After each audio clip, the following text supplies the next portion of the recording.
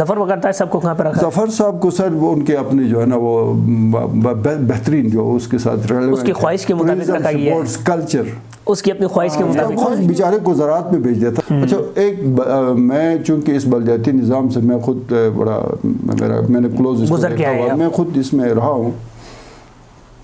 ایک سب انجینئر ہوتے تھے ہمارے اس میں، جب میں ڈسٹرکٹ کونسل میں وائس چیئرمین تھا تو وہ بائک پہ آتے تھے اس وقت، یہ 2004 5 6 7 کی. اب اس کے پاس 6 گاڑیاں ہیں ماشاءاللہ اور غالباً 4 بنگلے ہیں.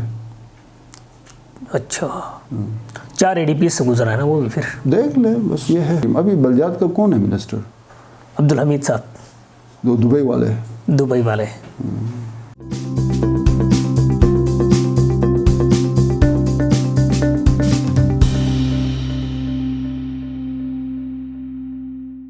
بسم اللہ الرحمن الرحیم. IBEX میڈیا نیٹ ورک کے پروگرام حالات حاضرہ کے ساتھ میں ہوں آپ کا میزبان فہیم اختر. آج کے پروگرام میں ہم گلگت بلتستان کے بلدیاتی انتخابات کے متعلق بات کریں گے جو آخری مرتبہ گلگت بلتستان میں 2004 میں منعقد ہوئے تھے. اس کے بعد سے اب تک گلگت بلتستان میں بلدیاتی انتخابات منعقد نہیں ہوئے ہیں.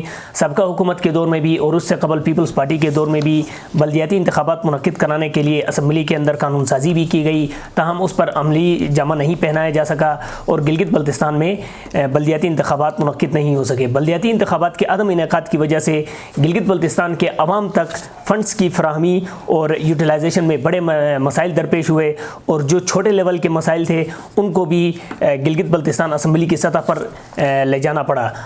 پروگرام میں ہمارے ساتھ اس موضوع پر بات کرنے کے لیے سینئر صحافی اور تجزیہ نگار ایمان شاہ صاحب موجود ہیں.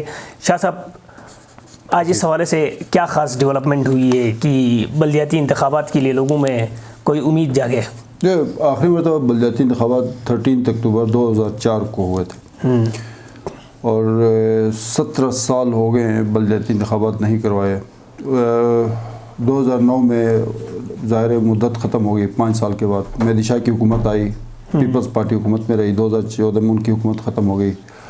انجینئر اسماعیل بلدیات کے منسٹر تھے، انہوں نے کم و بیش 16 مرتبہ یہ اعلان کیا کہ فلاں ڈیٹ کو بلدیاتی انتخابات ہوں گے، نہیں ہوئے.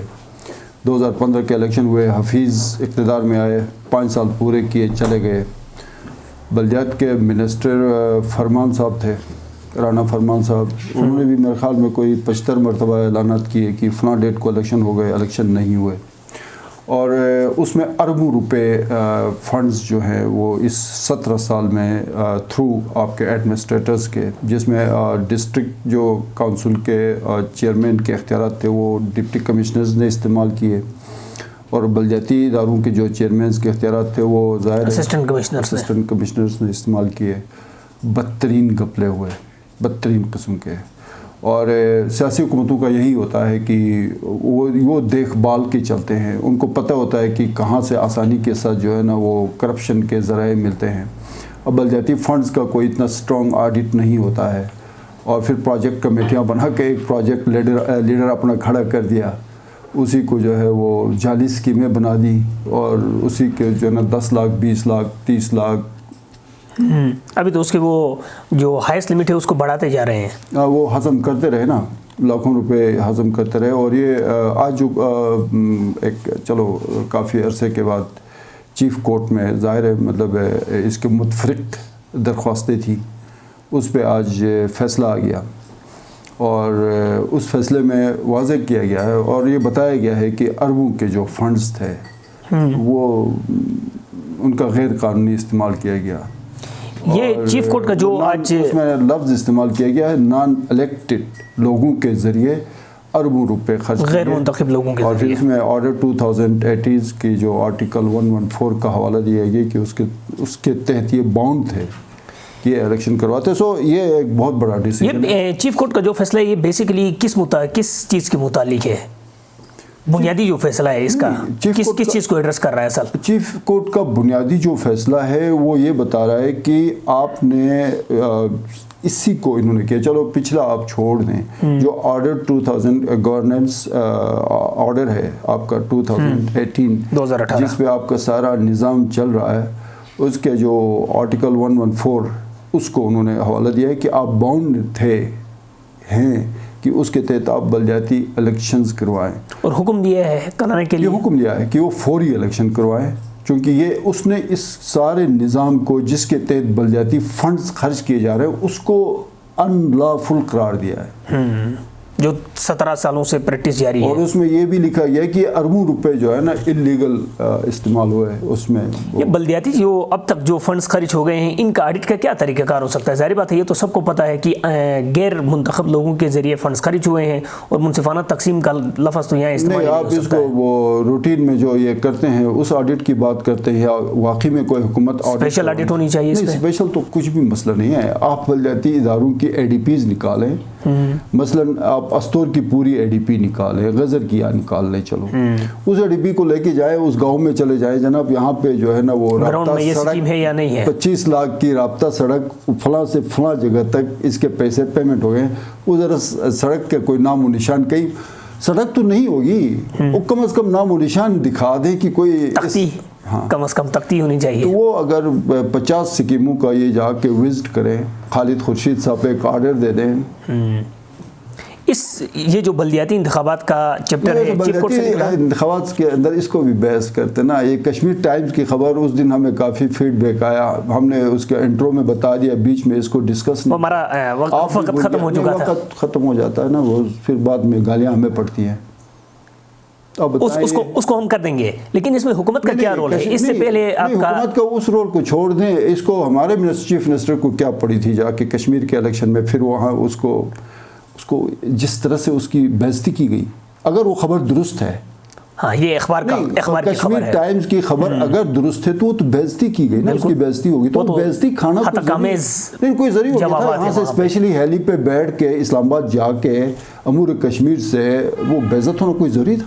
نہیں ضروری تھا. آپ بتائیں، آپ ضرور بتائیں. نہیں میں تو کافی چیزوں پہ دیکھ رہا ہوں کہ وہ امور کشمیر کے ساتھ چل رہی ہے. اخبار میں الفاظ کیا استعمال، بہت سخت الفاظ ہیں. چلو ہم ان کو یہاں پہ بتائیں گے نہیں، لیکن الفاظ بڑے سخت ہیں. اب بلدیاتی ان پہ آ جائیں تاکہ یہ کشمیر انتخابات سے واپس بلدیاتی انتخابات میں آتے ہیں. مجھے جو ہے نا وہ بتایا جائے. اس دن ہمارا ٹائم ختم ہو گیا تھا، اس وجہ سے ہم نے اس کو نہیں کیا تھا. جو آگے سننے ان کا پھر اس سے غرض نہیں ہوتا، وہ ٹائم ختم ہوتا اور ان کو انتظار رہا. آپ نے انٹرو میں اس کو ٹچ کیا، بیچ میں اس پہ ڈسکس نہیں. تو ڈسکس ہم کیا کرتے ہیں، بےزتی ہو گئی ہے. ٹھیک ہو گیا. اس کے اوپر ظاہر بات ہے بلدیاتی الیکشنز کا جو مسئلہ ہے نا، خالد خورشید صاحب اور ٹیم، ابھی بلدیات کا کون ہے منسٹر؟ عبدالحمید صاحب، وہ دبئی والے. تو وہ جائیں نا ذرا اسکیمیں لے کے. وہ اس کو تو ابھی تک یہ بھی نہیں سمجھ آ رہی نا کہ سابقہ دور میں یہ جو PD1 اور PC1 یہ جو بندہ ہے حاجی عبدالحمید صاحب، اس دن اسمبلی میں کیا کہہ رہے تھے یار؟ لعنت ملامت تو یہ بھی کہہ رہے تھے نا، ہم پہ لعنت ہو. تو ہم لعنت کیوں یہ کرتے ہیں؟ یہ سیدھا سا کام ہے. اس کے پاس وسائل ہے، اس پورا ایک سیکٹریٹ بنا ہوا ہے، ڈائریکٹریٹ بنا ہوا ہے، 10 ڈپٹی ڈائریکٹرز بیٹھے ہوئے ہیں. ان کے ذریعے پچھلی کنٹیجنٹ ملازمین کے لیے بلدیات سب سے آگے ہے. ہاں انہیں اس کو لیڈ کر رہے ہیں، اس کو لیڈ کر رہے ہیں باقاعدہ طور پہ، اس کو لیڈ کر رہے ہیں. تو یہ مہربانی کرے پچھلے 2009 سے 2014 مہدی شاہ کی حکومت کی ADP نکالیں. اچھا ایک میں چونکہ اس بلدیاتی نظام سے میں خود بڑا میں نے کلوز دیکھا ہوا، میں خود اس میں رہا ہوں. ایک سب انجینئر ہوتے تھے ہمارے اس میں، جب میں ڈسٹرکٹ کونسل میں وائس چیئرمین تھا، تو وہ بائک پہ آتے تھے اس وقت. یہ 2004 5 6 7 کی. اب اس کے پاس 6 گاڑیاں ہیں ماشاءاللہ، اور غالباً 4 بنگلے ہیں. اچھا 4 ADP سے گزرا ہے نا وہ بھی. پھر دیکھ لیں، بس یہ ہے. میں آپ کو انفارمیشن دے رہا ہوں. باقی وہ جو جنہوں نے کرنا ہے وہ خالد خورشید صاحب بڑے وہ ہے نا. یہ ویسے پاکستان تحریک انصاف کا تو سارا کچھ نظام جو بنا ہوا نا وہ احتساب کے اوپر بنا ہوا ہے، اور یہ اختیارات کو نچلے سطح تک پہنچانے کے مرد کے بچے بنے نا پھر احتساب کرے نا. نہیں مرد کے بچے بنے نا پھر احتساب کرے نا. اس میں کون سے آپ کو کوئی بہت بڑی آپ نے احتساب کا ایک نیا یہاں پہ قانون لا کے کرنا ہے؟ آپ کچھ نہ کریں. میں آپ کو بتا رہا ہوں 2-3 ڈسٹرکٹس کو لے لیں، وہاں کی ADP نکالیں، وہاں پہ ایک کمیٹی بنا کے وہ جائیں، جا کے ADP کھول کے اسکیموں کا پوچھیں. ہر جو گاؤں ہے پتہ نہیں یہ یا تریشنگ ہے یا پریشنگ ہے یا برگل ہے یا دھماس ہے، وہاں پہ جا کے پوچھے دماس میں کہ آپ کے گاؤں میں فلاں اسکیم ہے، یہاں ADP ہے، 20 لاکھ روپے پیمنٹ ہو چکی ہے. اس کا تھوڑا سا ہمیں کہیں وہ موہن جو ڈڑو وغیرہ میں آثار ہے نا، کوئی آثار دکھا دیں. آثار دکھا دیں. اب میں اس گلگت سے اس کا آغاز کریں. مرد کے بچے بنے، یہ ان کے اوپر آغاز جہاں سے بھی کریں، مرد کے بچے بنے. آغاز بلدیات سے ہی کریں, ہمت تو کرے نا, آغاز بلدیات سے ہی کریں. سر بہت آسان کام ہے, میں آپ کو بتا رہا ہوں, آسان کام ہے, اس سے بھی آسان فارمولا میں کسی کو بتا ہی نہیں سکتا. اچھا, اس حوالے سے چیف الیکشن کمشنر نے بھی حالیہ دنوں اپنا ایک سر چیف الیکشن کمشنر کو چھوڑ دینا. چیف الیکشن کمشنر نے اپنے سیکٹریٹ میں جس ٹھیکیدار کو نوازنا ہے ان چکروں میں نا, اس کو چھوڑ دیں, اس کو کیا بات کرنی. نہیں, الیکشن دوسری نے کرانا ہے نا سر. اس کو دیکھیں, چیف الیکشن کمشنر کا کام آرڈر کرنا نہیں ہے, حکومت کا کام ہے الیکشن کی ڈیٹ دے گی, چیف الیکشن کمشنر نے اس کے انتظامات کرنے ہیں. اب راجہ شہباز کو سمجھائے کون؟ وہ انتظامات ایڈوانس کر کے اللہ ہی سمجھائے نا, میں اور آپ تو نہیں سمجھا سکتے. وہ انتظامات ایڈوانس کر کے بیٹھا ہے, وہ بہت کچھ ایڈوانس کر جاتا نا, صرف انتظامات نہیں کرتا, بہت کچھ ایڈوانس کر جاتا ہے. یہ سر آج دوست ہے میرا, بہت قریبی دوست ہے راجہ شہباز. جو آج تقرریوں کی کوئی خبر چل رہی ہے, تقرریاں نہیں ہے, تبادلے ہیں. تبادلے. سبتین سیکرٹری ایجوکیشن تھے, ان کو سروسز میں لایا گیا. بڑے بہت ہی کمپیٹنٹ آفیسر ہیں, بہت تجربہ کار آفیسر ہیں. یہ ڈی ایم ایس گروپ کے ہیں اور گریڈ 20 کے بیسک پیس کے. سبتین سب 20 میں ان کو ایجوکیشن میں لایا, اور ایجوکیشن میں لایا یا ایجوکیشن سے ہٹایا ہے؟ سوری, ایجوکیشن سے اس کو سروسز اینڈ ایڈمنسٹریشن, سب سے بڑا عہدہ ہوتا ہے سیکٹریز سروسز کا. صحیح. اپنے خادم صاحب تھے, خادم حسین سلیم تھا, ان کو سلیم صاحب ان کو سروسز سے زراعت میں وہ لے کے گئے. ایگریکلچر, لائف اسٹاک بھی ان کے پاس ہوتا ہے غالباً, اور فشریز بھی ان کے پاس ہوتا ہے. اور ان کے نیچے پھر وہ ان کے ساتھ ڈائریکٹریٹ سے نہیں, ان کے ساتھ جوڑی بنے گی محبوب صاحب, وہ معاون خصوصی ہے نا, بڑا زبردست ہوگا. یہ ثناء اللہ خان صاحب, یہ بھی بڑے سینئر ترین بیوروکریٹ ہیں, انفارمیشن ڈپارٹمنٹ میں تھے. ہم یہ سمجھ رہے تھے کہ بڑے تجربہ کار آدمی ہیں, تھوڑا سا کام کر جائیں گے, کافی رہیں گے. 2 مہینے 2.5 مہینے انہوں نے گزارے, اور بڑے بے دلی سے گزار کے وہ چلے گئے. منرلز انڈسٹریز اینڈ لیبر میں وہ ان کو کر دیا.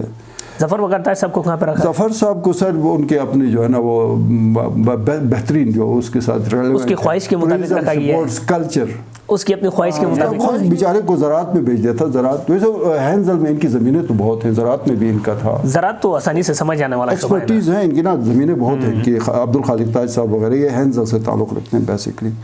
سمیر احمد سید ہیں, یہ پی ایس. تاج صاحب لطیفے ہی ذریعے ہوتے ہیں سر, زرخیزی ہے ان میں ویسے بھی.